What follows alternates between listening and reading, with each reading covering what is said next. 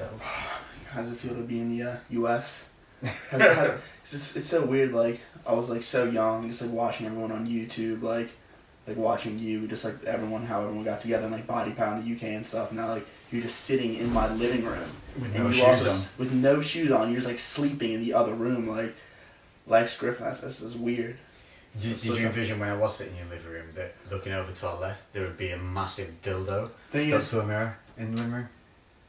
My vision was slightly different than that. It wasn't on the left side, but the thing is I could adapt to situations, so.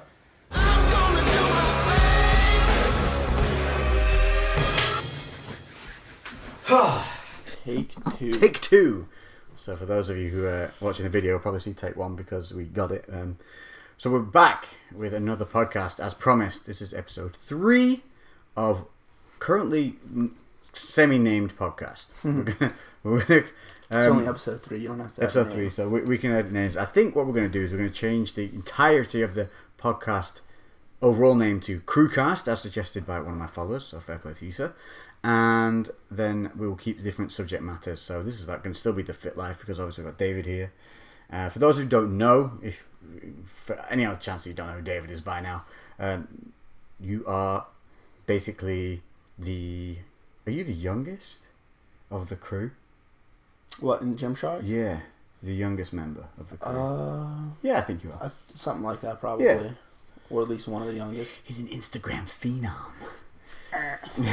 I'm fat right now, so not right now, but I used to be like a month ago. I'd like to point out David's level of fat is most people's competition shredded.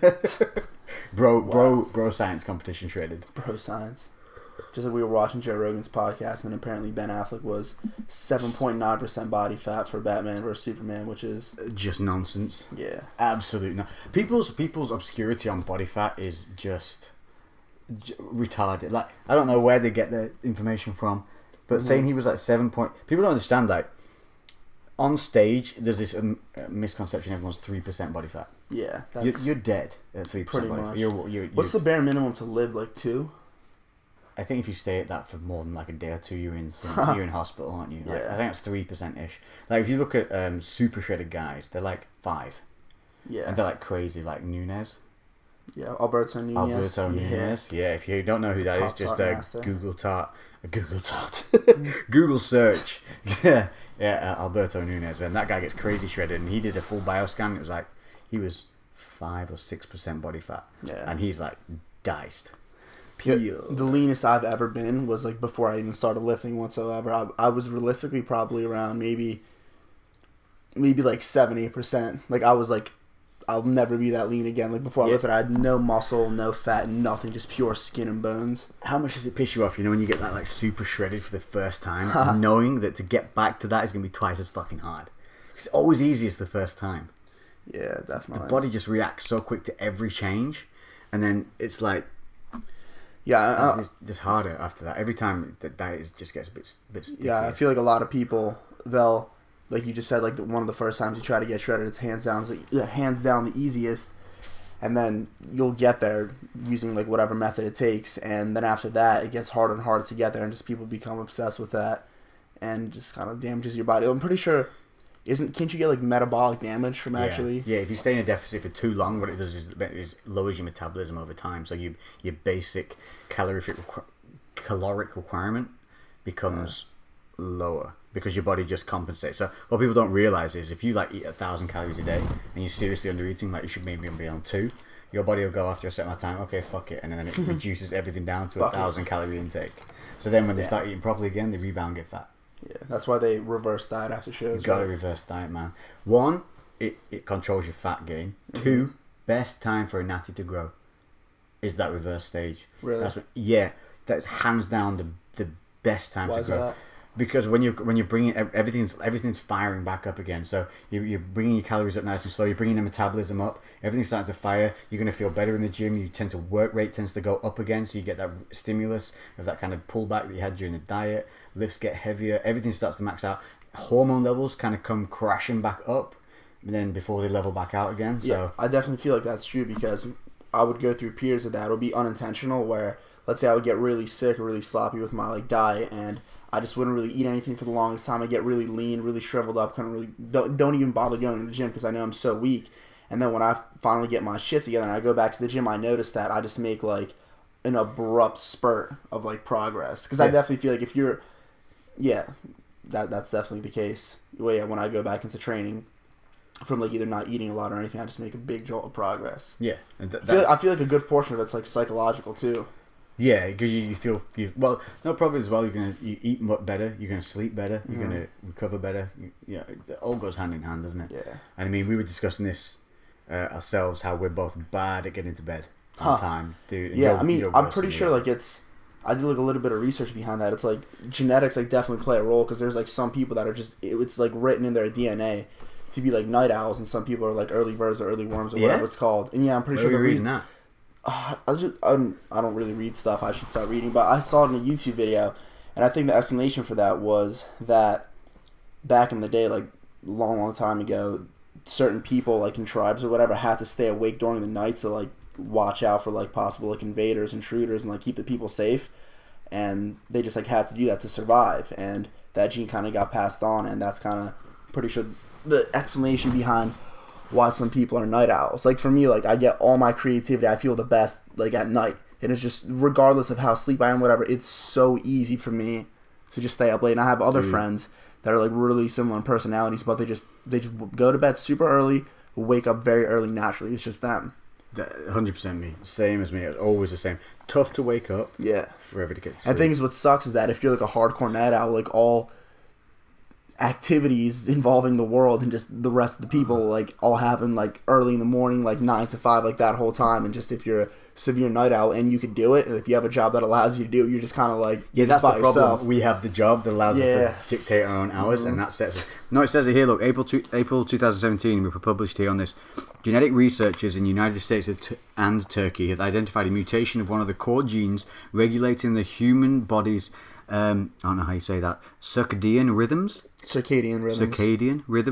that prolongs the wake cycle, delaying the onset of sleep. Those carrying the genetic mutation were typically found to sleep more than 2 hours later than those without it, according to research. And it's published in one of the journals.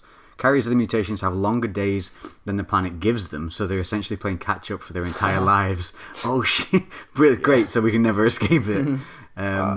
So that's Alina Patke. Patke of the Laboratory of Genetics at the Rockefeller University in New York. Damn, so yeah, it is completely linked to a genetic makeup as well. I was looking at another thing recently. I'm pretty sure this is like newly found research and information that some people that have a gene in their brain that makes it so that they just require significantly less sleep than so many other people, and they could fall asleep extremely easily, and they just need overall less hours, and they could function 100% fine. Don't you want to slap those people in the face? I literally want to slap them in the face, watch them go to the ground, take their head, dissect it, and try to get that gene and put it in me. Dude, put that in my BCAAs. My sister, I shit you not, she'll sit there, she'll look at you, and she'll go, I'm going to take a nap now. Oh my... Okay? And very much, she'd like be going somewhere in 20 minutes, she'll go, I'm just going to take a 15-minute nap. And you'll go, okay, no problem. She goes, cool. She sets herself like this on the sofa or whatever she is, and then gone. Just like that. My mom's exactly the same. I'm so tempted to just I'm so jealous of it. Like, even for me, I feel like if it's time for me to go to bed, I feel like it could take anywhere from like 10 to 45 minutes for me to fall asleep, even if I'm tired. 10? Not a chance. Yeah, not a chance. 30 minutes minimum. Yeah, literally 30 minutes, and it's the worst. And the fact that I know that's the case, because alright, I'm a night owl, right? I'm just like laying in bed, it's time for me to go to sleep. I have shit to do tomorrow, whatever, I have to wake up early. So I'm thinking to myself, okay, I could either lie here for 30 minutes, do nothing, and just like wait for me to fall asleep. Boring as fuck, right? I could do that, or I can go on Instagram, I can go on YouTube, I could just like do a bunch of stuff, and boom, all the lights blunting my melatonin secretion, just get my mind racing, and delays when I go to sleep, and I just keep doing that until I'm just so tired where it's easier for me to fall asleep, and the consequence of that is obviously going to bed later. I used to bring my laptop up and I'd like put something on and go, I can fall asleep to this. You can't fall asleep to shit with a laptop on you. That's just a stupid thing. You know what I started doing? I have like a monotonous game on my phone, so I put it in that like night mode, so the screen's like orange.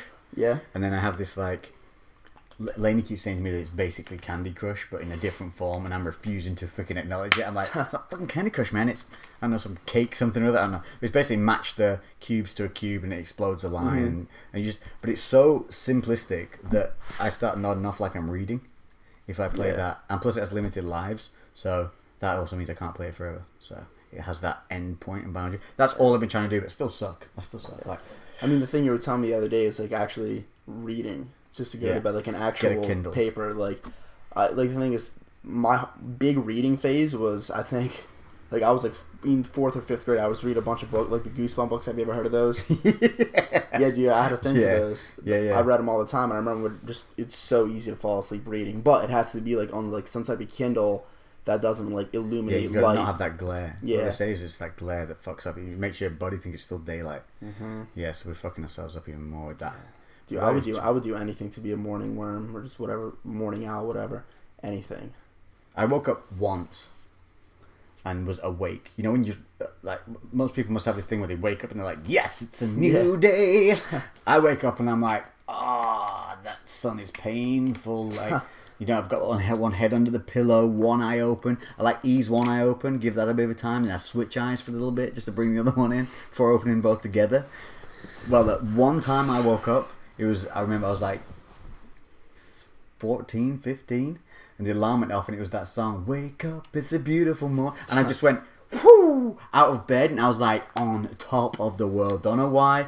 And that's so rare that I remember that exact moment. Never happened again. My rare moment when it comes to sleep is I'll never forget this. This is in the house that, I live in so many houses growing up, that the house that this happened is literally across the street. It's literally like a 17-second walk that way, right? I remember specifically, I went to bed, I lay down, I blinked, and I woke up. Literally, I'm all tired. I lay in bed, I closed my eyes, literally, I felt like a blink, and I woke up, and I'm like awake, the sun's out, I have all my energy. It was the weirdest thing. That is the best. That's what would happen on a plane every time. Yeah. Without the Valium. Yeah. So, what we had planned for today was we had a couple of you guys. We did a Insta story shout out for you guys to put some comments on our latest posts. So we have that to go to. So that's why you should pay attention to our Insta stories, because we actually do utilize those quite heavily. And prior to that, though, I just want to cover kind of a bit of your history in lifting, because I don't know when most people. This for me is an important one, is because you're how old now?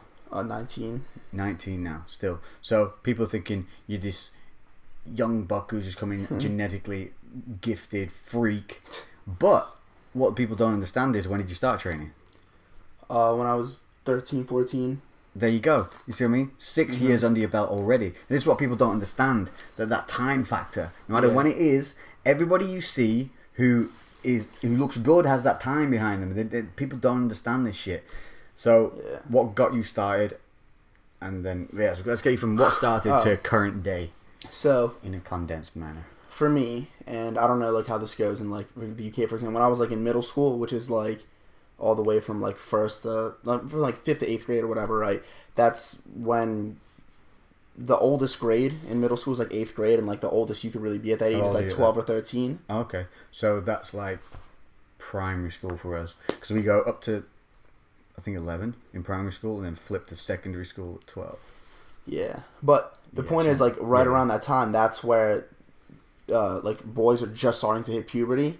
Right around that time, like, some hit it earlier than others, some hit it later than others, depending on their genetics. But, like, pretty much what I'm trying to say is, everyone at that time, all boys, right, they're just skinny, because they just haven't hit puberty, they're just, like, skinny boys, and so that was normal. Everyone was skinny, but I was on another level, right? Super skinny. Yeah, I was super skinny because, like, I had no muscle, right? Like, I was, like, still, like, one of, like, the stronger kids, like athletic and stuff. I had a little bit of strength, but I had no muscle at all, zero fat. And that obviously put me slightly skinnier than everyone else. But a big thing that really made that perceptive, like, wow, this is literally Gollum from Lord of the Rings, was the fact that, no, that was literally me. Like, I had freakishly large hands and everything. So the issue with me is I had such long extremities. My legs were so long. My arms, like, ridiculously long. Yeah. And my waist was microscopic. Just everything was so small. So that, on top of just being young, not hitting puberty, I was horrifically skinny, right? And I was very, very insecure about it. Like,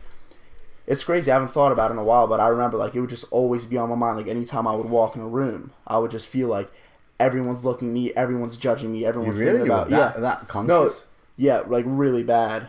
Like it was really, really, really bad. I don't know if I ever felt like that. I don't know if I ever felt that. There were points of, obviously when you're growing up and you're making friends, you're developing groups and stuff like that. There is that consciousness of, and yeah, mine was definitely you ever like get unhealthy. bullied? Well, yeah, I never got like hardcore bullied, Yeah. like just like beaten up or anything like that. Yeah, But everybody, I don't think people realize this. Every fucker gets bullied. Mm-hmm. I got bullied. I was a bully. I got bullied and I was a bully. So I was like the victim and the dick. Yeah, At both two different points in life. definitely. But yeah. So I mean, that can have a big effect on a lot of people. Yeah. But I didn't, obviously.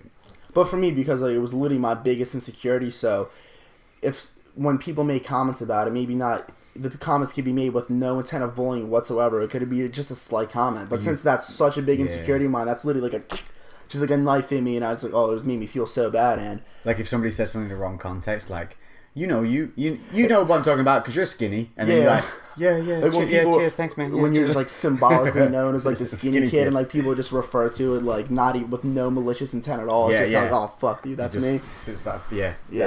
I had that one, yeah. But yeah, so I think I was like 13 years old. This was right before high school started, and I remember I went ice skating with a few of my friends, and like there were just like a few little small comments said, and for just some reason, like something just clicked that day. I was just like so frustrated. I came home, and I actually used to live in this house. Cause funny story, I lived in this house. What? Yeah. How incestuous is this little neighborhood that you've kept me in for this last week? Pretty. Are we in like rocking chair on a porch with shotguns in the summer? This is where we're at. Kind of. We don't like your cam around here sometimes.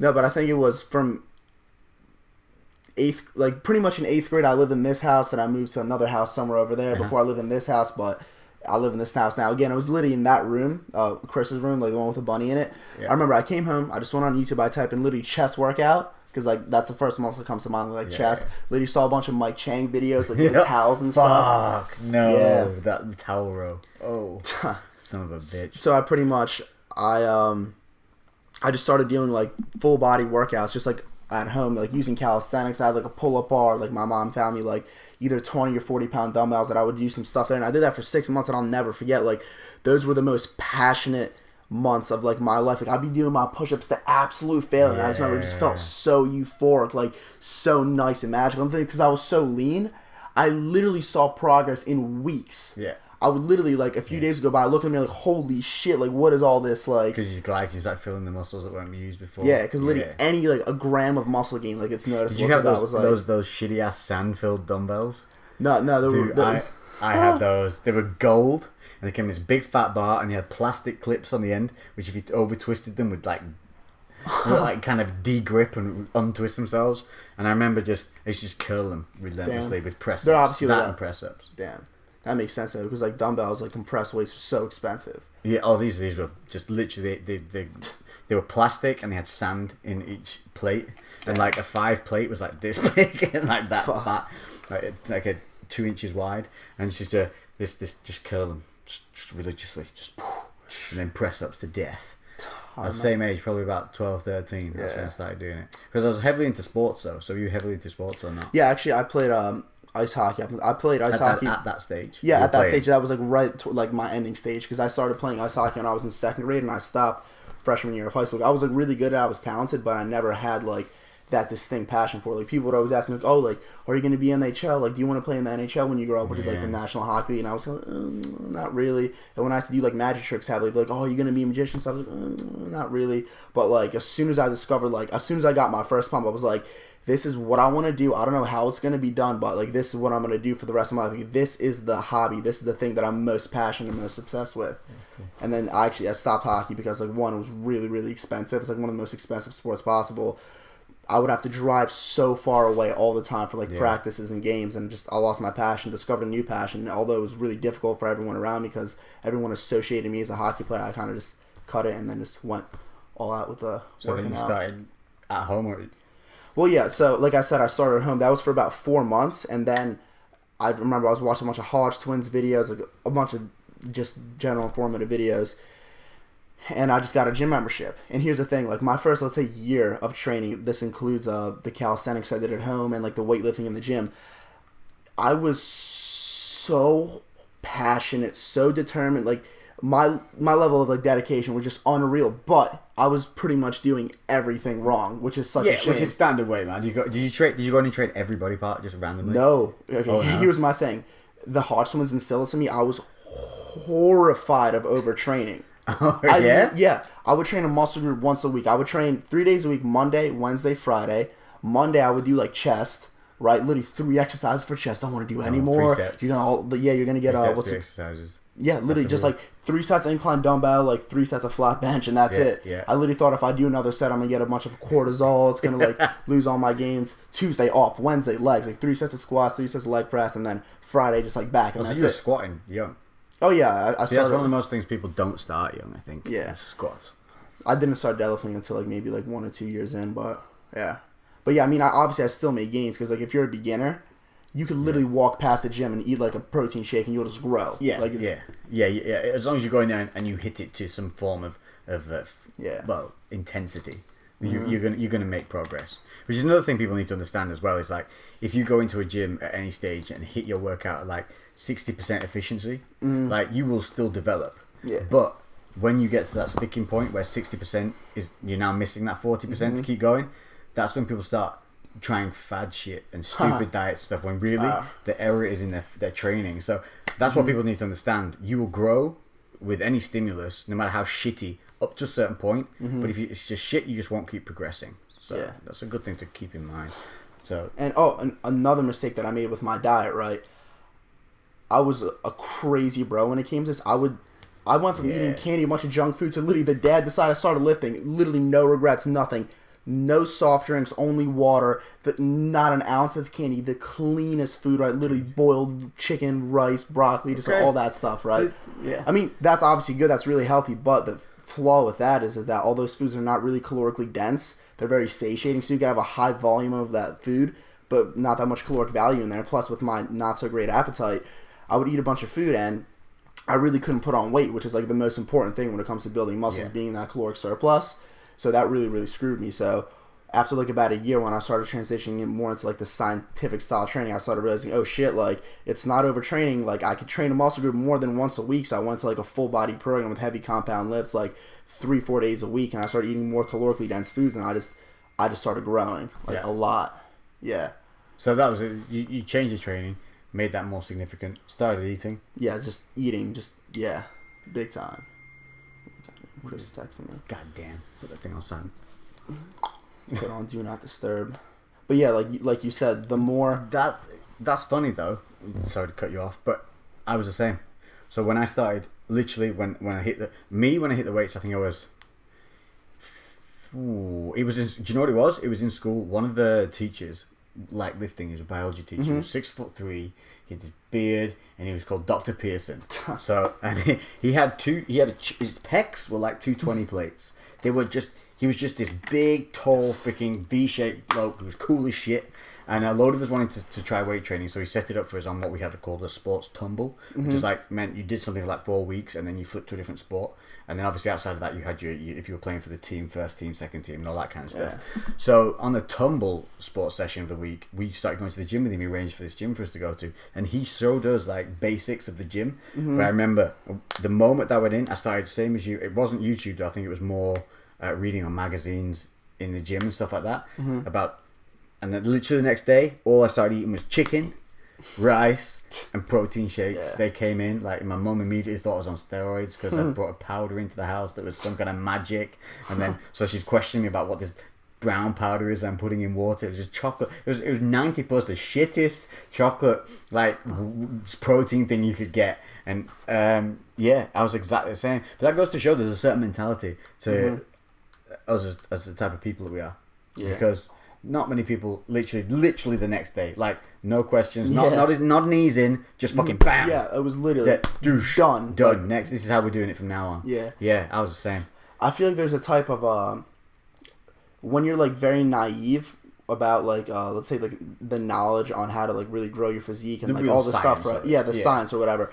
When you're kind of naive and you don't know anything, I feel like there's a sense of like, at least for me, this was the case. That's when I was like the most motivated. When you think, for example, when the whole saying, like, this is like a bro saying, oh, like, you need to consume your protein shake within 30 minutes of your workout or you're going to die, right? Yeah. Obviously, when I didn't know, I don't know, like, I didn't know science back then. I don't know what's true, what's not. So I heard a jack guy in the gym say that. I heard a bunch of people say it. So okay, that's true. That means I have to do it, and I would do it flawlessly every single time, right? Yeah, dude, I drunk shit that I'd left in the car in the summer whilst I was in a session that had turned. Yeah. Whilst I'd been in the gym, I would still drink that shit. Because that was my protein in that 30-minute window. I drank so many sour shakes. It's rough when you think about it. Like, it's extreme. But maybe that's the extreme mentality. Some people put it towards business, other people put it towards physical activity. Yeah. And I think if you have that, bodybuilding is the extreme. And if you catch that bug... Yeah. And I think now the powerlifting, which is your thing, like, the same shit, man. It's so strict. It's so, like, uniform now you have to be. Ooh, I think. Wait, let me check if the camera's still rolling. Battery at 71%. Good. Was another thing. Probably needs plugging in. Let's just get this.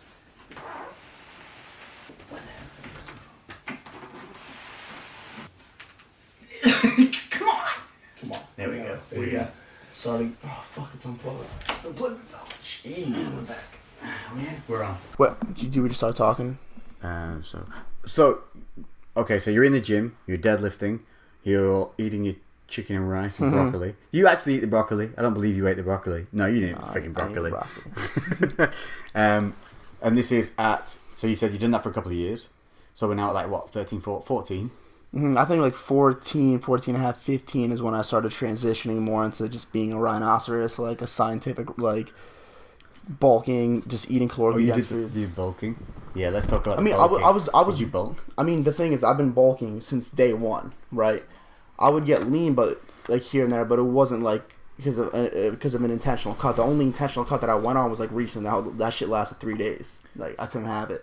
But for me, I'm bulking since day one, and I stay lean just naturally. So even when I'm properly bulking, I put on some fat, but I'm not like fat by any means. Like I have like a decent level of leanness, so I never was really bothered by that. But I would go through phases here and there of being extremely lean when, for example, I would get like sinus infections, colds, like stomach bug, just the type of sicknesses or just difficult, hard times in my life with a lot of stress. I couldn't really eat much food, and during those periods, I would just melt fat away, and that's when I can like get really, really nice pictures and stuff.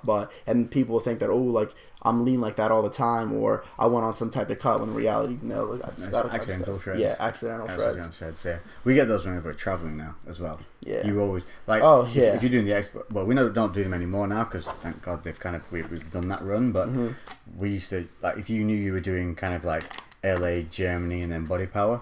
Yeah. You were gonna cut whether you wanted to or not, like during those times. Yeah.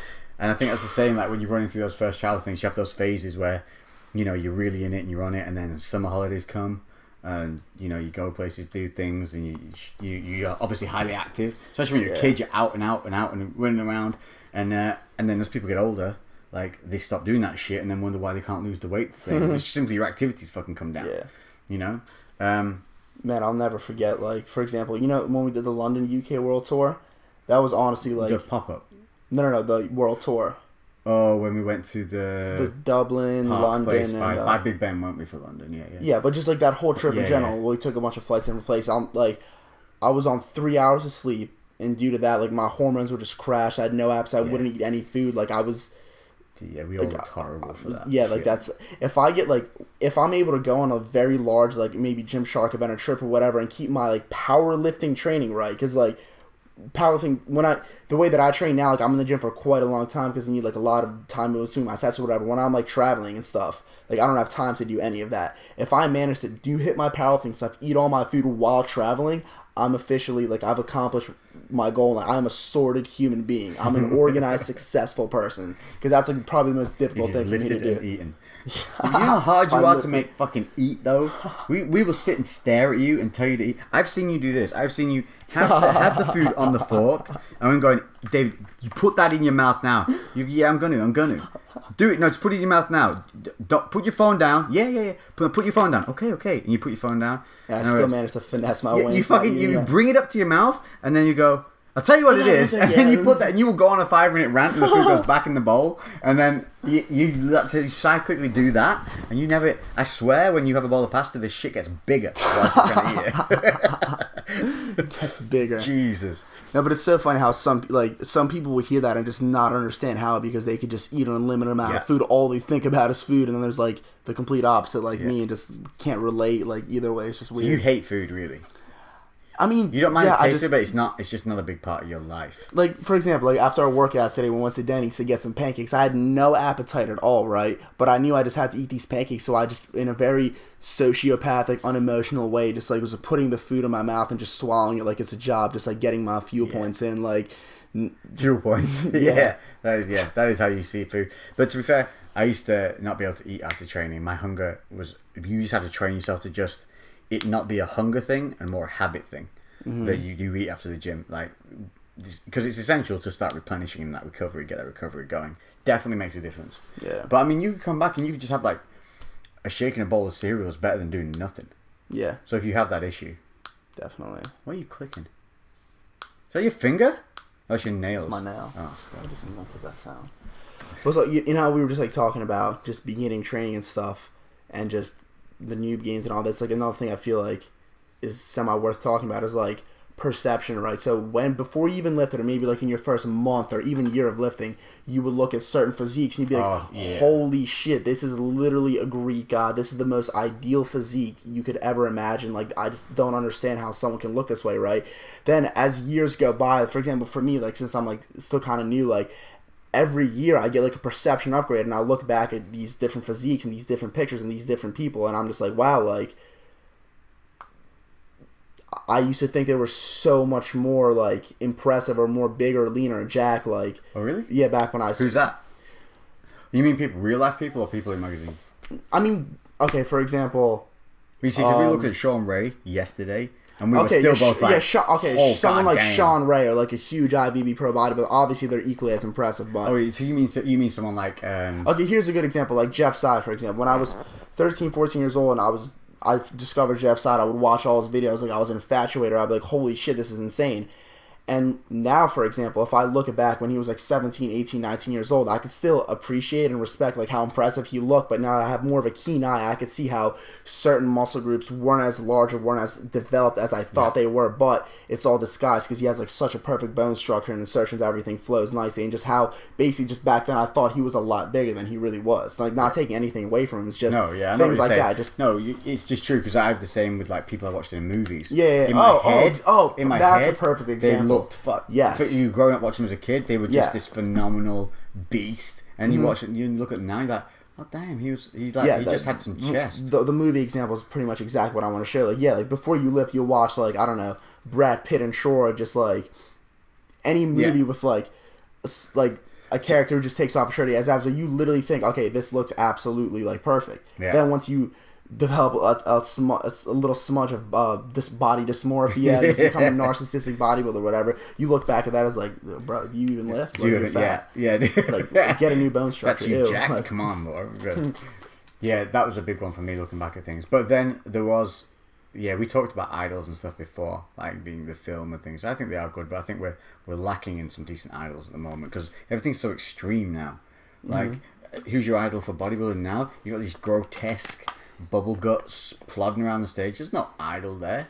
Like, they're not in the days of like we were talking Sean Ray and that kind of, that's a beautiful physique. What's called? We were watching Frank Zane. Yeah, like we were watching, like we were just like yesterday, like last night, like sitting on these couches, like just looking up like pictures of like huge bodybuilders and just talking about like these big IFBB boys, and like Sean Ray's name got brought up, and we looked him up and just like watched videos of him posing, and like he's someone that has so much muscle to the point where it's like he's like too big, like not really appealing for the mainstream society, but just how perfect his proportions are and how perfect like every muscle belly is, like, it just looks good, like it's universally like aesthetically pleasing. He had balance, like he knew what his body was, the shape, and he just kept that balance. These guys, and he didn't have that GH gut, tiny trim, like and proper waist. You know, he was technically one of the smaller guys on stage, like because he did step up against like Levrone. Is that how you say his name? It's Kevin Levrone, I think. Levrone, yeah. Kevin. And then you've got, was he against Yates? Dorian Yates? possibly at the same time era. And then Ronnie Coleman started coming through in the Yates era. That whole era then came through, and he kind of got squashed. But prior to that, man, I mean, that to me was the golden era. Then you got the Coleman was impressive to look at, but not. We were saying this before. I never looked at Jay Cutler, Ronnie Coleman, or any of these people like, I want to look like you. Never came into my head. But Sean Ray, I want to look like you. Flex Wheeler, I want to look like you. Yeah. And then growth hormone and insulin came to the picture, and everyone just blew up. Like I'm pretty sure, like right around like Arnold's era, it was just pretty much just D-ball and tests. So I think they were just doing. Well, if you look back at that era though, as well, they're way more aesthetic pleasing. So they weren't taking things to the extreme that these guys are now. So I think doses were lower. I think the number of components they were using was less intricate. And now these guys are trying to make up for physical flaws, like with more drugs. Like the stupidity of it is mind-boggling. But that they get so tunnel vision and so blinkered in this little world, and they're surrounded only by the same people that they all seem to think it's okay because they're all doing it together. And a good example of that bubble world is, you know how we are. So like when we go and work and we do things, we're hanging around with people with the same mentality, doing the same thing, who lift, who all have the same kind of ambition, and you kind of forget what normal people are like until you go somewhere that's completely devoid of that kind of society. So like I once went to a spa with Lainey. We just went like to a normal spa, and they had like a big pool area and a chill out and a steam thing, and this was like a middle class kind of area. And so when I went in and sat and had my little treatments, whatever, went chilled out by the pool, and then looked around the pool at the people, and I was like, oh shit. This is what normal people fucking look like. Like, it was a big shock, like bangs, because obviously we live in a relative isolation doing what we do, don't we? You know, we're in the house, then we go to the gyms, we see people. So yeah, that was like, I mean, obviously when you go out on the street, you see people, and especially in America, there's big people here, man. But other than that, it was that was my bubble realization. Yeah. You know, I just thought it was like really weird. What's up, Chris? Roommate Chris just came home. How, like, for example, in the IFBB, right, like in the Olympia, like you don't have to be a rocket scientist. You don't need any knowledge on steroids or fitness or whatever to understand that those people are on steroids, right? Yeah. And it's funny how they're super illegal, but that sport literally revolves around that specific thing, but like no one likes to talk about it. Yeah, and like there's like all these like famous idols on stage that are like very rich, very successful and stuff, and all it takes for them is to just get caught with their steroids and go to jail. But in reality, like everyone knows like that's what they're like known for and everything. That happened to one of them, didn't it? I can't remember his bloody name. He went to jail and he was like on his Olympia run. Went to jail, spent some time there, came out. I don't know if it was for drugs or what, but that's funny. Messed him up. What were we saying? So yeah, well, we have that kind of that whole. So where we're at with you, we were at the 15. You started to notice differences, and where are we at now? High school. Yeah, we're in high school, and just pretty much from after like doing like a bunch of like research, like talking to people and like understanding the more scientific style of training, just to sum it up super quick, like here's what I realized and understood when it comes to the goals that I want to achieve, which is pretty much gain muscle mass, just become just hypertrophy myself as a human being, and just fill out larger clothes, right? Yeah, so what I understood is, okay, so I'm natural, I'm going to be a lifetime natural, so how am I going to do this? Right, and the answer is doing big compound movements, which recruit a ton of muscle. For example, squats, the big one, like bench press or deadlift or overhead press, just big, heavy compound movements. And the benefit of those is that you're the strongest in them, right? So you can move the most amount of weight, so you could also progress. For example, like let's take like bicep curls. Like you're going to progress very, very slowly, and there's like no micro dumbbells. For example, like a squat. Right, you're lifting, and it's so isolated. It's not recruiting that many muscle fibers. Like to stabilize a bicep curl, it isn't taking a lot of muscle fibers. Is it? But to stabilize a squat, a deadlift, an overhead press, that's recruiting a lot of muscle. Yeah. So like in squat, like you're lifting hundreds of pounds, so it's easy to add 2.5 pounds or 5 pound like increments and like progress in that sense. So that's why that added up over time is like what will give you gains. So pretty much one of the first programs that I ran was like a 5x5 program, like full body 5x5. I think we literally had somebody ask that question on was one of the questions is it 5x5 one of the best things to start out doing? So yeah, go on, cover that. I mean, I feel like there's no such thing as like best or most optimal, but in my opinion, yeah, like starting off with a 5x5 is a good. I think it's a good way to Yeah, go. it is a good way, and like here's the reason. If you're doing something in like the rep range of 5, like you're using a weight that's decently heavy enough, and like it's to the point where you're really like engaging your CNS, and just the benefit of like sticking to a fixed rep range on like a heavy compound lift, for example, is that you get very attuned to what weight you could do. So let's say squatting, for example, 5x5. Let's say I do a 225 pounds, which is 2 plates aside, 100 kilos for squats for my 5x5. I do that. I accomplish that.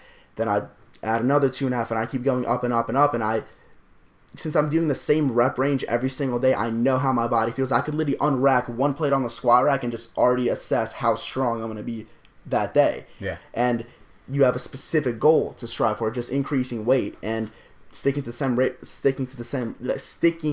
same rep range makes it easier because you know what you're doing, you know what you're coming in for, and you just increase the weight up and up. You're reducing variables on your training because you get a lot of people that just go in and swing around. They don't really know what exercises they're really going to go and do that day, so they kind of do everything. So having that regimented regime to go into is good. But I also think the 5x5, for me, it's good because it stops you increasing volume unnecessarily, which is what we were talking about. This, like, when you leave the gym, you felt like you had energy left in you. You felt like you failed. Like, I would get in the car, get back out of the car, and go do some extra sets because I felt like I wasn't dead enough, and that's completely the wrong way to be. We've learned. I told you this the other. Like, I literally, back when I was a hardcore bro, and I literally thought that you need to achieve failure, and that's like a difficult thing, just like emotionally and like on your CNS and everything. It's just so taxing to do all the time. So whenever I finished the set and I knew in the back of my head that I didn't go to absolute failure, I just felt like just so shitty and depressed and sad. I just felt bad about myself. So when I figured out that's not ideal, I was like, oh my god, thank God. Like, but silver linings and everything, I like to say, like, I mean, to have that mentality of like to not be able to walk out the gym until you feel like that is a strength in itself. Yeah, definitely. Because a lot of people would just go, "Yeah, I'm done," and leave. But yeah, you should take most people. You should take the dedication that you have to that and tweak like what you're doing to make it more efficient. Like, for example, maybe having like a structured program, and because like you said, the benefit of that is the fact that you're just monstrously motivated. Yeah. Just take that same mentality and shift it over to like a different, like more efficient style, and boom, like you got it. Like, so is a 5x5 a good way to start? I would say it is. If you enjoy it, stick with it. If you don't enjoy it, don't just grind through hating fucking training. Yeah, and that's the thing, though, right? You could have, let's say, like, doing a 5x5 full body program, like 3 or 4 days a week. Like, that is, I would say, unbiasedly more efficient. You're going to build more muscle in the long run over maybe hitting a muscle group once a week or just twice a week. 100%. Versus, but if you just absolutely cannot stand doing like 5x5s or full bodies to the point where you're not even going to go to the gym, you're going to skip workouts and all that stuff, you got to find a balance. Yeah, versus doing it the technically, scientifically less efficient way. But if you love training that way, you're going to make more gains like that. Like, for me, I wasn't a humongous fan of like the 5x5, but I didn't absolutely hate it. But I like intellectually understood like this is the most ideal thing for me to do right now. So I did it, and I kind of got an acquired taste for it. But I have like other friends who are just a lot more into like maybe like the bro style of like training, that they'll understand that too, but they'll just prefer to train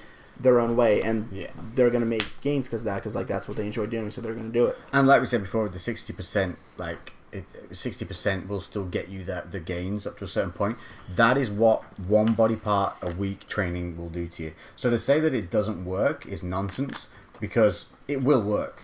Doing one body part a week, natural, it will work to a certain point. Then after that, it only works for people who aren't natural anymore, because you're not stimulating the muscle enough, you're not hitting it in enough frequency to maintain the protein synthesis. And what people need to understand is that the guys who are doing that, who are on the juice, that protein synthesis is on all the time, turned on all the time. Their recovery is higher, everything's on, switched on falsely, because that's what they're doing by injecting the hormones. Just anabolic as fuck all the time. Yeah, all the time, which is not the same as the natural system. So in the natural system, you have to not be putting too much volume in there. You have to be hitting the compound movements and gaining strength. But then you can, alongside, add in isolation volume work. Absolutely, it will still work. That's exactly what I do. Yeah. Because my body, my bone structure is slight. I've got quite, it's not designed to take heavy training over and over and over, week to week to week. I did the 5x5. I think it was for like 3 or 4 months, and I 100% got stronger. But I also had more joint pain, and I just felt more beat up all the time. So when I felt great, I loved it. But when I felt shit, I didn't want to be in the gym. And that's the thing with, like, for example, isolation exercises. That a lot when you're a beginner, right? That's not a fart, by the way. We're on a couch. Yeah, if you're not watching the video. Yeah, we're sliding on a couch. And any clicking and flicking that you're hearing is David just slowly taking. Oh, is that what you're doing? Your nail? I thought you were cracking your fingers, popping Both. nitrogen. Just doing both. But what's called when you're a beginner, right? You can't really, at least I feel like, find out like what your weaknesses are and stuff. Because when you just start off training, like maybe your first year or whatever, literally everything between your calves and your traps is a weakness. Like you need to have like a certain base level of development to assess what your weaknesses are. So for example, I'll take me. I'm doing my 5x5s and my heavy compound lifts, and I'll notice that, okay, when I do my 5x5s on squat, or just when I'm squatting in general, my legs, because they're a strong suit for me genetically, that's all the volume they need, and they just absolutely grow.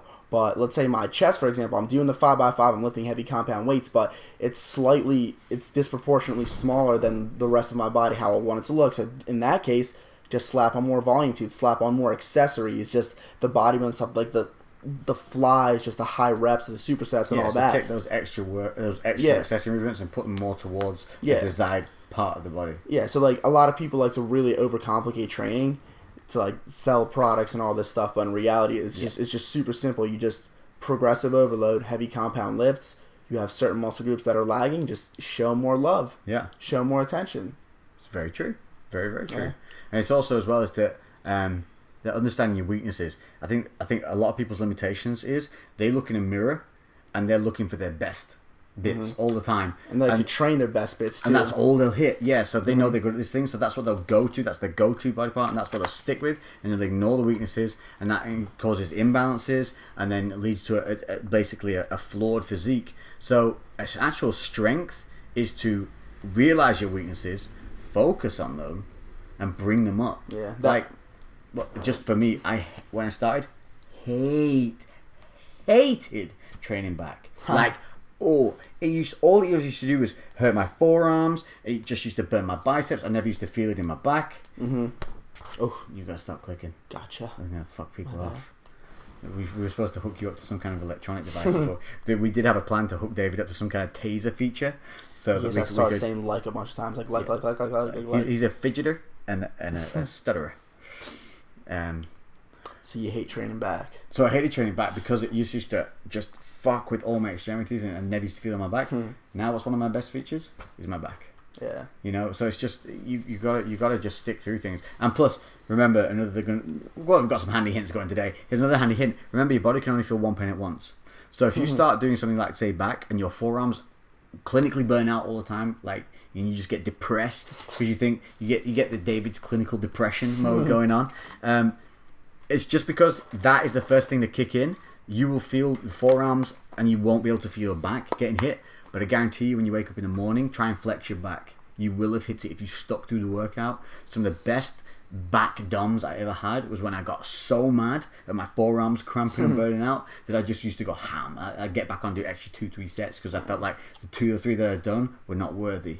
So getting that mentality will, even if it's kind of wrong when you first start training, if you're doing too much volume, you're not doing the compounds that you should, as long as you're learning, as long as you're progressing, as long as you're developing a strong mentality to push through, you're still gaining something from all those years. Like, we all do something wrong, but now you guys have no real excuses. You have things like these podcasts. You have things like our YouTube channels, our Instagrams. If you have a fucking question, go and search for it. Stop asking. So many people now. So many people ask like lazy. Like such a simple question, spoon feeding they want, where you could literally just find out the answer with one Google search. Literally one search. Yes. Like, not even the full sentence typed in. Yes. It would pop up before you even finish typing the sentence. Yeah, and then leave that as a comment everywhere and just get so upset when like no one replies to that. Yeah. It's crazy. Like, you can't Instagram messages and expect us to reply because it's impossible. I can't, especially now with the stories, because you get a message when there's a story reply or some crap, and it doesn't even tell you what they're replying to. You just get some random message that's a pitch you don't even know anymore. So, when you watch a video, take fucking notes. If you're serious about this shit, start taking some notes. Start writing down some inspirational things that you hear. Start writing down some insightful things that you hear. and then take them on board. Don't just go, the fucking thing annoys me when people ask a question and you're talking to them in detail and they just go, yeah. And you know immediately they haven't taken on what you said. Mm-hmm. You know straight away. Like, one time I was training and some guy wanted to join in. He came and asked me about calves. And I said, like, yeah, that's cool. I'm going to go train calves next. Yeah. So I said, come do it with me. And he did. And like, I corrected every position of his body just doing a calf raise. Right? Which in my head, if somebody did that to me, I'd be thinking, fuck, I just got 4 body positions changed on me just doing fucking calves. What else am I not doing right in my training? But no, his next question was about drugs. Can you believe that shit? So what steroids do you take? No, not what I take. Would it be a good idea to consider them because he wasn't seeing the progress he wanted? And I was like, dude, the fuck? What is you just do not have the you are not going to make it. Yeah. You're just not. You know, it's like that dude in maths class that doesn't want to learn the calculations, doesn't want to learn the formulas. You don't learn the formulas, you don't get the answer. Yeah. It's that simple. There's no sneaky tricks. Was that your shoulder? That was my elbow. Jesus Christ. Powerlifting. Okay, so we went a bit off tangent there, but I think we've got some good shit in. But I think we're going to hit up, we are now at 50 minutes. So we're going to go have a quick scan through the questions that we have on our Instagram. Now, I'm UK, so when we posted this, it was like 1 a.m. So I have, well played, guys. There's quite a number here still. So, tips to grow your channel and go viral with fitness. Keep it up, both of you. You are awesome. Cheers, mate. That's Talcohen28. Tips to grow your channel, to go viral. To go viral. I mean, there's no need to go viral. You don't need to go viral to have things happen. You just need to be consistent. You need to be uploading on also, I feel like a question. I feel like a question like that is a question that really doesn't have a set like formula answer. Like, if someone asks, no one. Yeah, if someone asks you like, "Oh, how do I gain weight?" You just tell them more calories, math equation, surplus, done. When it comes to something like that, like, you have to like figure that out on your own. Okay. Like, there's no set way. Here's one thing I do like though is some people think that people get somewhere by luck. There's no such fucking thing as luck making you successful. What happens is you position yourself in a place, a time, or on some kind of platform, and you work at that, and then you get noticed, and then that point of being noticed then might blow up. But without putting that time in prior, that you wouldn't get noticed. So there's no real luck. You make your own luck. But tips for growing your channel. Pay attention to what the algorithms are looking at the moment, because YouTube are fucking with them so often and so frequently now. You'll see people's views dipping and creeping up and dipping because they're just changing them. They're trying to, I don't know what they're trying to do, but they've changed them like 3 times in the last 6 months. So pay attention to that and kind of what the algorithms are searching for, but mainly is consistent uploads during the week. So like at least 2 or 3 videos a week.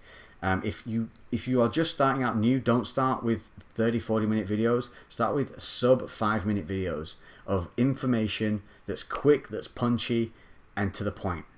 And do it on generic things that you might search on the subject matter that you're covering in the video. So if you're making, like, I don't know, pancakes, don't put in Lucy's super secret pancake mixture with algae grass. I don't fucking know. Just put in there, like, super easy pancakes. That would be your title. Like, something generic that gets people pulled in there. Then if your content's good, people will engage.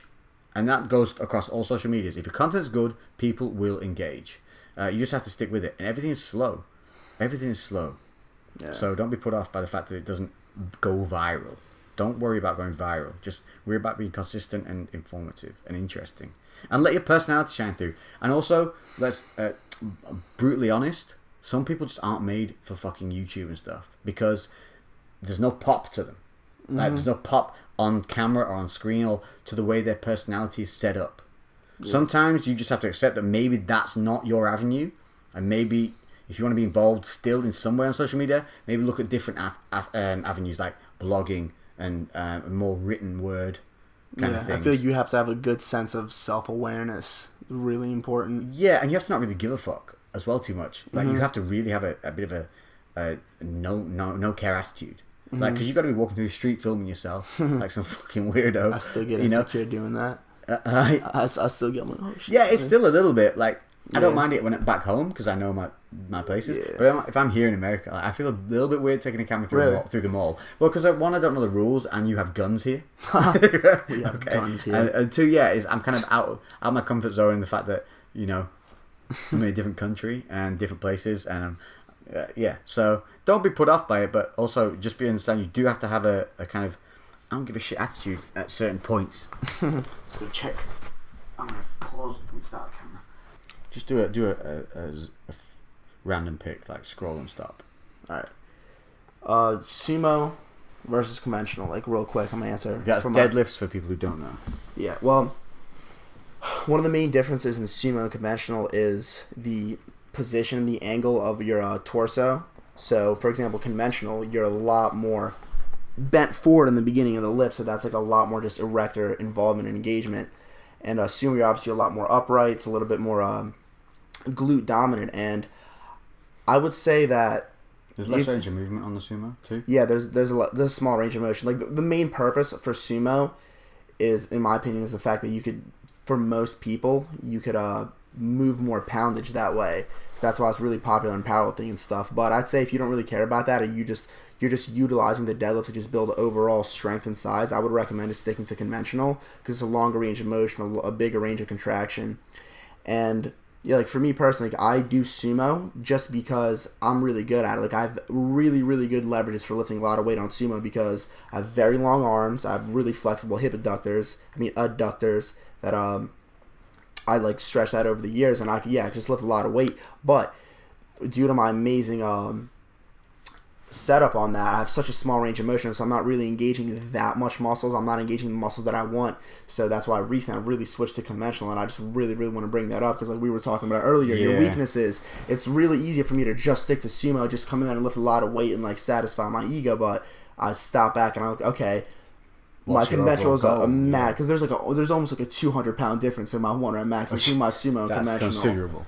Yeah, so I'm really bringing that up. So. Yeah, and the weaknesses thing is that I've come here. I know Dave is good at deadlifting. He's very knowledgeable about kind of the mechanics of the deadlift. So when I'm here, obviously, those of you following me on YouTube will know I had that car accident that kind of fucked up and caused impingements in my shoulder. I had a left glute issue as a result of it. It wasn't firing properly. We did that video. David and I both did that video with Omar where he went through correcting the squat to make sure it's good. If you haven't seen that video, check that out. It's super useful. I will endeavour to put the link in the descriptions here.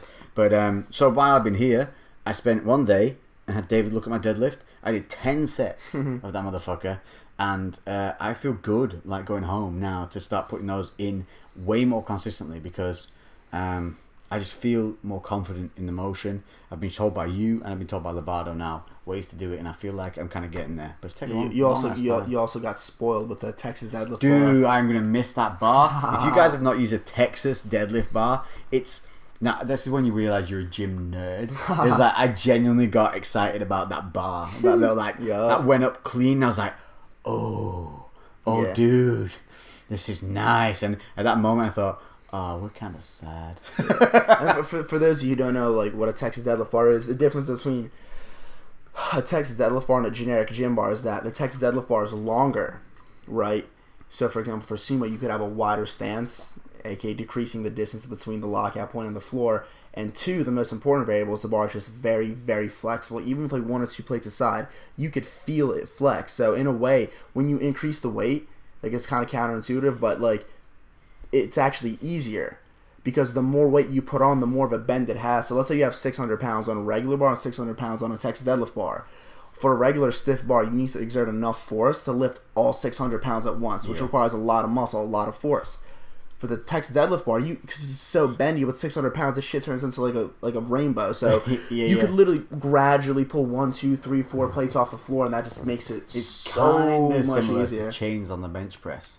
Kinda, yeah. But less effect. But similar in the terms of it gets heavier the further you move up the movement. But the one downside of that bar, for example, is you get slightly less like hypertrophy in game because and that's another thing for me. Like I'm addicted to that bar. I only want to use it. But when I recently switched to really focusing on my beltless conventional, I only use a stiff bar for that. Right. There's a big difference. Like from going from the Texas to the normal bar, immediately my spinal erectors got hit so much harder. when I was not on the stiff bar than the Texas. Just feels so nice with that. Yeah, I think a good way to go about it would be to do your lighter loads on the stiff bar, and then when you're testing a new max, maybe have a go on the Texas first. Get that rate, feel that weight at the top end of the range. Get the body for a max, like absolutely, I would go with that bar. And then maybe progress to the stiff bar with that max once you've got it on the Texas. But still, I mean, if you suffer from kind of that lower back pain or pump outs, that could be a good bar to go to. Yeah, let's go. That was a good one. But next, okay, I got one. When do you know it's time to change your workout routine and shuffle things up? Secondly, how do you change your routine and what exercises do you incorporate for pure mass gain? Okay, so I'm going to call bullshit on the confuse your body situations. That's nonsense. I heard like a funny joke. I heard like a funny joke. People are like, I think it was Bro Science that had a video like the only way to like confuse your muscles is literally get super psyched up like you're about to go do the bench press, and right before you start you literally run and do a completely different exercise. Just confuse the shit out of your muscles. So fun. I covered this in the last podcast, is like we've evolved over hundreds of thousands of years. You are not tricking your fucking body into doing anything, okay? It's smarter than you are, and you don't actually ever need to change your routine. What you need to be is consistently progressive. As long as you're progressive, you will see progression in your physique. But if you do get bored, now that is a real thing. Like if you get bored of what you're doing, you want to change it up because you're not putting in the same work rate, because you're getting fed up. Then my advice to you, if you're doing a standard bodybuilding routine and not so much into powerlifting, simply reverse your workout. Do everything back to front. I guarantee you that shit will get rough quick. And that's simple. It's as simple as that. You don't need to like flip in some twisted little diddly daddly butterfly exercise. Just keep your shit simple. Keep the technique solid. Maybe do pause reps. Change things up a little bit in that respect, like tempo of your reps and things like that. But you don't need to do anything crazy. So there you go. That's kind of that one. On the 5x5, I don't think that. I mean, you have deload weeks are important, massively important to have deloads. Yeah, it's another thing. Like when you're lifting with really heavy weights, like very frequently, you're taxing your CNS, and over time, like, it's just going to get worn out. And how that feels when it's worn out is you'll go to the gym and your conditions will be fine, like you're well fed, you're well slept, but you just mentally, you just don't feel there, and just everything feels heavy and everything hurts. Like just like putting weights on the bar feels heavy, just doing reps, like you're just nowhere near strong. And a lot of people that have like nothing or death, just all out mentality will literally see that, oh, like I need to kill you even further, and like you're only digging yourself deeper. So like what you need to do when that happens is realize, okay, my CNS is probably taxed, like I need either like a week off or like a deload to let my body recover, so then I can go back into this aggressive training. Part of that like week recovery, week deload, you're letting your soft tissue, your connective tissue, you're letting all that stuff heal, letting your CNS heal, and you can go back into serious heavy training a lot safer and just finally using the loads that you're supposed to, versus if you feel like shit and you just keep grinding harder and harder and harder. Yeah, you're being a badass, you're working hard, but you're just not going about things a smart way. You're just going to hurt yourself. It's admirable that you're able to keep going even when you feel like dog shit, but it's also a hormonal issue as well. The more you push yourself, the more you stress the CNS system, the more you're going to increase bad hormone, decrease good hormone.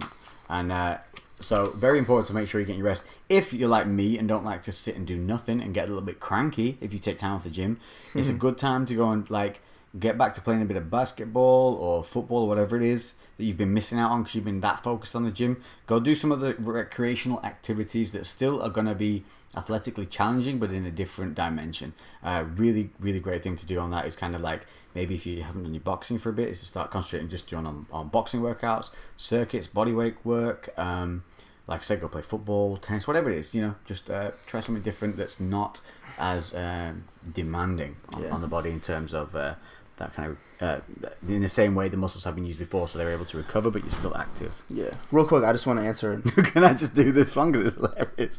Jerking off before or after a workout, which is more anabolic? Well, it's definitely during mid-workout. Just bang one out there, but you can't leave the gym floor. You can't, because you got to stay on the gym floor and bang it out because it'll maximize your adrenaline. Yeah. So you're going to go and smash those PRs. The issue with that is if you do it before you train, the thing is, what makes you feel hyped up and just like, Chris is there just laughing. What makes you feel hyped up and like ready and focused in the gym is like, one of the factors is neurotransmitter called norepinephrine. It's like really similar to adrenaline. and that's what makes you like alert, focused, ready. And how that neurotransmitter is developed in your brain, it's from dopamine. Dopamine converts that, and dopamine is, I believe, called a pseudocholine or something like that, which basically means that it can convert into other neurotransmitters like norepinephrine, for example. So if you jerk off before the gym, you get that huge dopamine spurt, that rush. So you have less dopamine in your brain to convert into norepinephrine. So when you're in the gym, that's why you'll, no matter what pre-workout you take or how much you want to psych yourself up, you won't be able to, because you just don't have that enough of that chemical in your brain. As a male, we release a hormone that effectively makes us sleepy after releasing the beast. So that's another thing to contemplate. So the overall conclusion is I do it midway in your workout in the middle of the gym and try and hide it from everyone and maximize your adrenaline. True. Workout, I just want to answer this question. Basically, to sum it up, it's like, what are my goals for powerlifting? What numbers I want to hit, like, and when I'm going to hit 200 pounds and all that. And the thing is, I actually, yesterday, in my underwear, I weighed over 200 pounds for the first time in my life. It was at nighttime, so it's not like a morning weight. But yeah, I just hit 200 pounds, and lately, I've been gaining a lot of muscle mass in like my upper body in general, but I've been staying right around the same weight. Like, I've been like in the 190s for almost a year now. But the reason I was able to get bigger, just look bigger recently and still weigh the same, is that I was injured and I couldn't train my legs. So my legs were a lot smaller. So when you gain weight in your legs, your squat goes up, whatever, you gain so much weight because of that. And recently, like, I just started going all out in the squat again, and like that, I just probably gained like 5 pounds of just like glycogen and just like water retention in my legs. But my goals, real quick to sum it up, I want a 315 incline bench and be able to do 225 for sets of 10 on the incline. I want to hit 225 for 5 on seated overhead press and 275 for 1. My short-term goal is a 455 squat, and I want to deadlift 700 pounds. You said 6 before. You just upped that 100 pounds. Well, I mean, my max is 635 right now. Oh, okay. So yeah, I want it to be 7. Maybe it was plates. You were saying 6 plates or some shit. I don't know. That's a lot of numbers. Yeah, it's a lot of numbers. I just want to be able to deadlift without my left butt cheek blowing out. I got, when you're at the gym, do you do cardio or not? Well, if you're watching me, you know my cardio is the boxing at the moment. I'm doing 5 3-minute rounds, minutes rest in between. Today, when I didn't go in and weightlift, if you were following stories, Insta stories, then you would have seen I actually didn't weightlift, so I went and did 7 3-minute rounds, followed by 5 1-minute rounds of shadow boxing. And that's including, that's not just boxing work, that's Thai, so I'm punching, kicking, elbowing, kneeing the bag. So I'm doing, full body workouts on this. So cardio doesn't mean treadmill. That's a good thing to get across. Cardio is anything that gets your heart rate up, and I would highly advise doing something more fucking interesting than treadmill.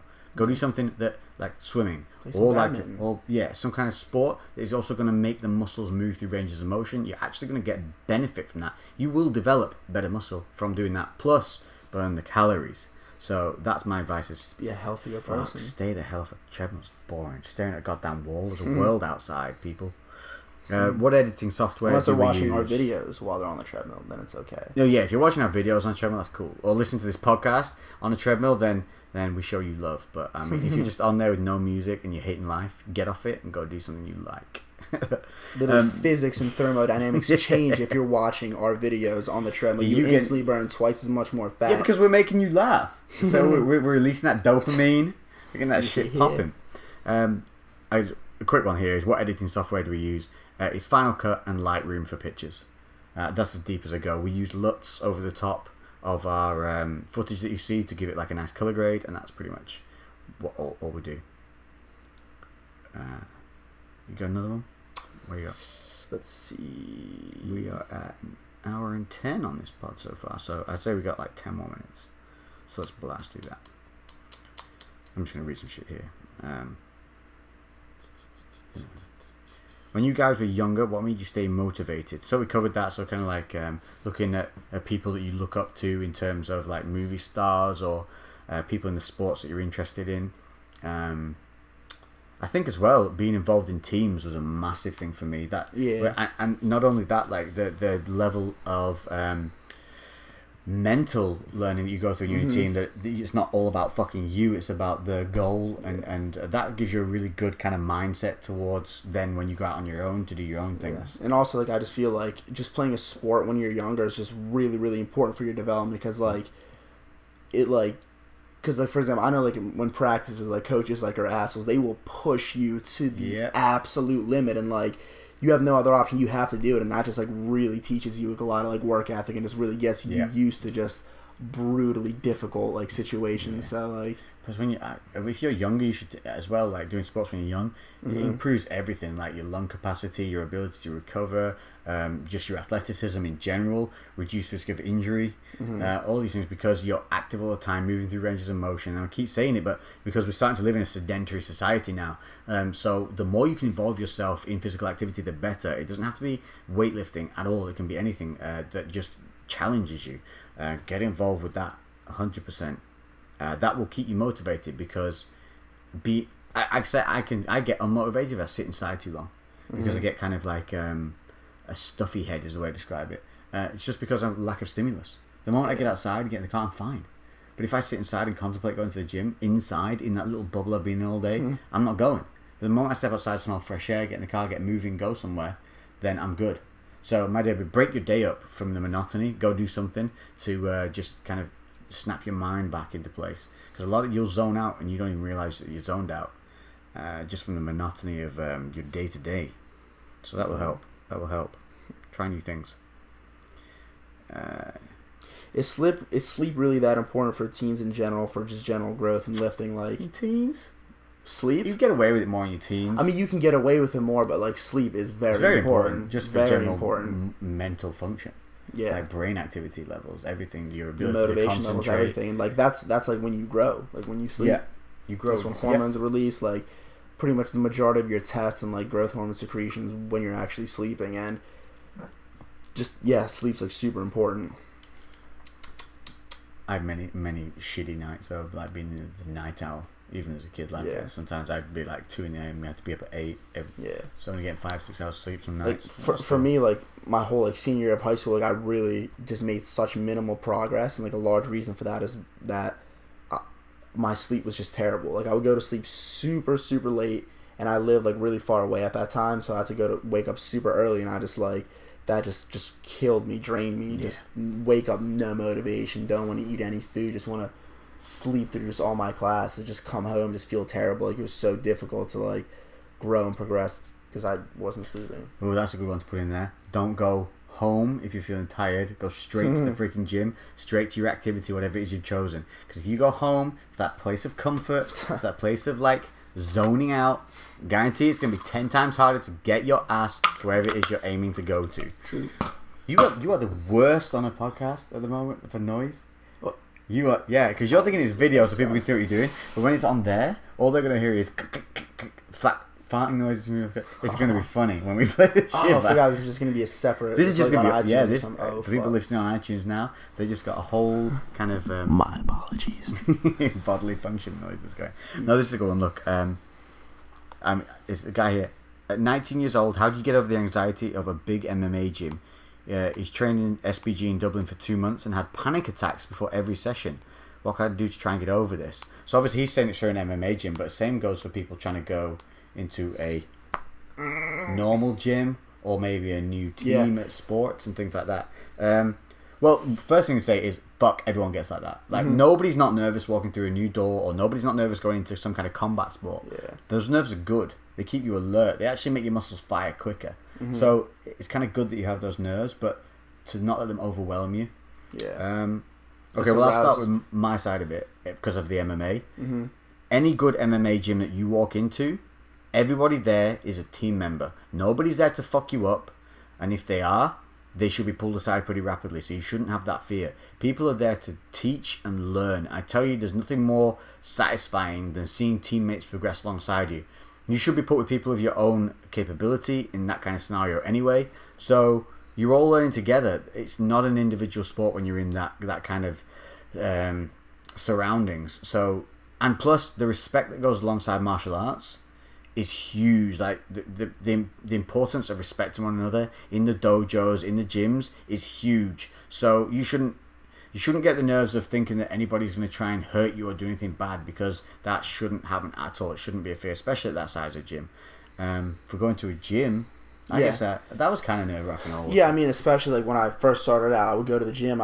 Due to like my obvious insecurities, I was so concerned with what people thought, just like really nervous, this and that. But like now, it's so funny. Like, I'm just genetically, I just feel like I'm a very like I don't want to say shy, but like I don't know what the word for it is. Like reserved. I guess kind of reserved or whatever. But it's so funny. Like now, the gym, out of every situation, no matter what gym is, like I just absolutely just do not care. Like I can just go to the gym and like don't care who's looking, what people think, what am I doing. I could just literally like in between my sets, like if I just want to lay on the ground and sleep and just look retarded, literally I just don't care. Like I just do it. But it's so funny because like I just see it. So many people are so self-conscious in the gym, like just like the way their body language is, like what they're doing, what exercises they're doing, just like looking that people are watching this even and that. Watching and literally, themselves. Like we saw the guy in the mirror. Like he literally couldn't take his eyes off himself. He couldn't walk without flexing and looking at himself in the mirror. It was hilarious, like to watch. But I mean but that's an important thing. I suppose that's one thing. That guy who's looking at himself in the mirror like so often. That's all people are doing. They're concentrating on themselves most of the time. Mm-hmm. Nobody's really paying attention to you.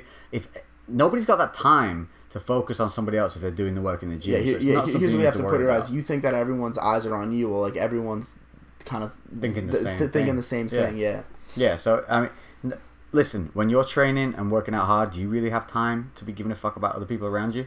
I certainly don't. So get some headphones on, get some good music that keeps you elevated, and keeps you pumped. Music is such a huge stimulus. So make sure you got a good playlist, got your headphones on, good set of headphones, invest in them, and just go and fucking just strive towards your fucking goals. Don't ever let the thoughts of others or what you think others are thinking hold you back, because if you do, you won't make it. You know what's the worst though? I hate this so much. This doesn't really happen to me anymore, but I see it happen to like a lot of my friends, like Cornelius, like especially just like how people like will feel the need to go out of their way, stop what you're doing, and literally lecture you and try to like give you tips or like tell you what to do, and just like to the point where like it's just it's patronizing. It's so bad. Like for me, like now, like if someone like no one, I don't remember the last time this happened to me, but like if someone would come up and like try to like say like, oh, this is off about your knees are going too far forward over your toes, like that's bad squat form because I watched a 3-minute YouTube tutorial and I know everything about squats. And then you have to sit there and explain like the length of femurs and how the fucking knees going over your toes is absolutely fucking fine. Yeah, I just like abruptly just like cut it off. But like for like other people, like I just like so bad because like Cornelius, like my friend. Right, because like I get for some reason like he just attracts random people that just want to come up to him and just talk his ear off like nonstop. Dude, I'm that guy in the street. You know, there's a guy asking for change. I'm the guy. Out of 20 people walking past him, motherfucker asked me, guaranteed. Every time I know what it is. That's funny. But yeah, like that's just the worst. Like you need to acquire a death stare in the gym so people just don't come up to you and bother you for just long periods of time. Another benefit of headphones. If you are a bit self-conscious, you do get that traction. There's literally people, right, that like you have your headphones on, they'll try to talk, they'll literally not talk, what, and like you're trying to give them a hint, then you like take your headphones off and they'll just like look at you and talk about themselves for 5 minutes straight. Oh. Yeah. Just like when people literally make you stop doing their workout, when people make you stop doing your workout to talk about themselves. So, like, it depends what mood I'm in.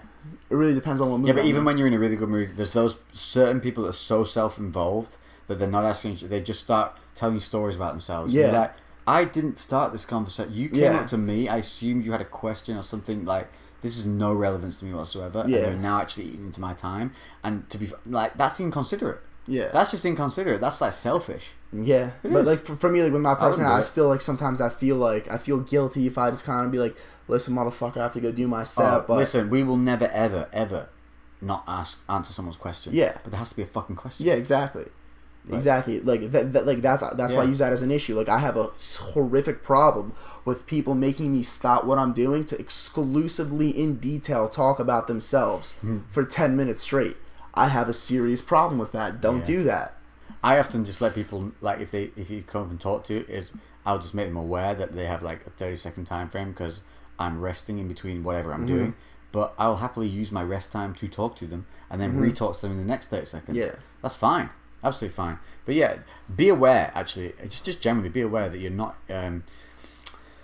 encroaching on people's time and space when you are in the gym, and that will help avoid a lot of issues because some people are on time frames. Some people have only got, they've come in, they've got 30 minutes to get a workout done, and your 5-minute talk to them fucks up their workout. Like, and they might be too polite to say anything.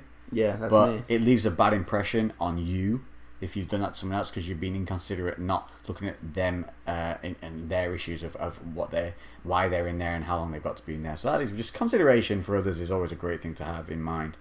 I think we're gonna kill it around about here. So, hour and 20 we're in. Yeah. So we are currently sat in Jersey. I fly home tomorrow evening. We have had a fun week. It's gone so fucking quick. Yeah, we experienced. You were here for the last sunny day. We had a beach day. We went surfing. We got some good footage of that. So expect some cool YouTube videos coming.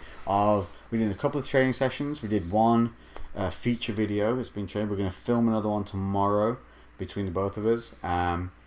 We've done some looking at form. You did some deadlift form video. I know you were checking those. You were filming that. We've done some decent Snapchat stories. And next up is going to probably be, I don't know what's next up for us. It's going to be some Gymshark event, I would have thought. Probably. Unless either London or Australia or Stockholm. Something like that. Or if you're brought over sometime. Oh, yeah. Or if I'm just in the UK. In the UK. We'll endeavour to hook up again. But so expect some more videos coming very soon. And if you have been listening on the iTunes, thank you very much. I hope the nat clacking and bodily functions were too. We're running off.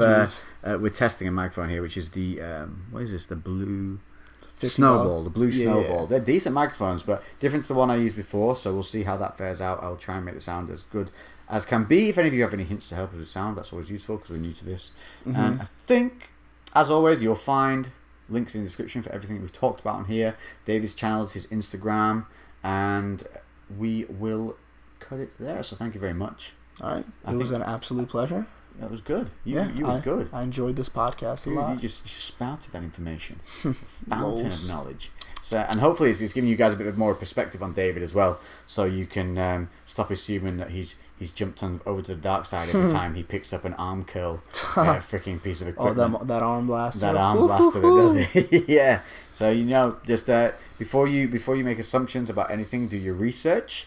And understand that time is your biggest friend, and hopefully we've helped you out with a couple of things today. A couple carbs, some arginine, and an arm blaster with some good lighting and proper color grading. That's all you need. Some semi-illegal downlighting.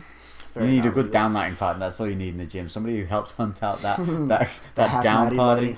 Yeah, those angles. Selfies. Angles. And always remember, every photo you see of us where we look great, there's about 35 of them where we look shitty. Yeah. So keep that perspective, and we'll hopefully see you in the next one. So from Jersey, USA, Lex and David, we are out. Goodbye. Skadoosh. Fucking douche. Oh, clickety clank. That was good, dude. Yeah. You were solid.